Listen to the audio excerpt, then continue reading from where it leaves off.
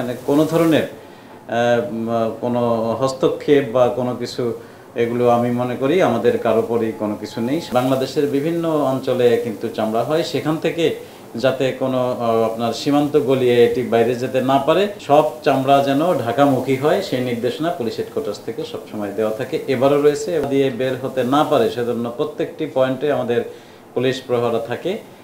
কেবল গাবতলী দিয়েই বের হবে এবং হিমায়তপুর পর্যন্ত যেতে পারবে। এরপরে ঢাকা জেলা কিন্তু এরপরে তাদের চেকপোস্ট বসায় যে হিমায়তপুর পার হয়ে যাতে কোনো চামড়া কোনো দিকে যেতে না পারে। এই কাজটি আমরা দীর্ঘদিন ধরে করে আসছি এবং এবারও সেটি থাকবে। এবং ঢাকার ছাড়াও বাংলাদেশের বিভিন্ন অঞ্চলে কিন্তু চামড়া হয়, সেখান থেকে যাতে কোনো আপনার সীমান্ত গলিয়ে এটি বাইরে যেতে না পারে সেটির জন্য কিন্তু সকল জেলার প্রতি পুলিশ হেডকোয়ার্টার্সের আইজিপি মহোদয়ের নির্দেশনা রয়েছে।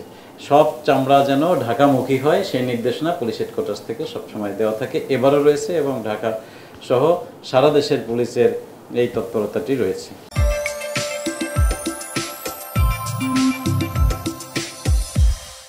তদন্ত সঠিকভাবে এগিয়ে চলেছে এবং এখানে একটি হত্যার বিচার, সেটির জন্য এই তদন্ত যাতে সুষ্ঠুভাবে হয় সেই জন্যই আমাদের কার্যক্রম সঠিকভাবে পরিচালিত হচ্ছে এবং এখানে কোনো ধরনের কোনো হস্তক্ষেপ বা কোনো কিছু এগুলো আমি মনে করি আমাদের কারোপরই কোনো কিছু নেই। স্বাধীনভাবে তদন্ত করার জন্য আমাদেরকে নির্দেশ দেওয়া হয়েছে। এই প্রতি বছরই কিন্তু ঈদের সময় ঢাকা থেকে 1 কোটিরও বেশি মানুষ তাদের প্রিয়জনের সাথে ঈদ করার জন্য যায় এবং পুলিশ তার জন্য ব্যবস্থা রেখে থাকে, ব্যবস্থাপনা থাকে এবং নিরাপদ অবস্থাতেই আমরা আমাদের ঢাকাকে রাখতে সক্ষম হই। ঠিক সেই রকম এবারও এই পবিত্র ঈদ উল আজহা উপলক্ষে পুলিশের পক্ষ থেকে ব্যাপক পরিকল্পনা গ্রহণ করা হয়েছে। তার সাথে এবার পুলিশের যে নিজস্ব কার্যক্রম রয়েছে চেকপোস্ট, টহল, এটির সাথে যেটি যুক্ত হয়েছে সেটি হলো আমাদের প্রতি বাড়িতেই কিন্তু 1 জন করে বা 2 জন করে দিবা প্রহরী কিংবা নৈশ প্রহরী থাকে।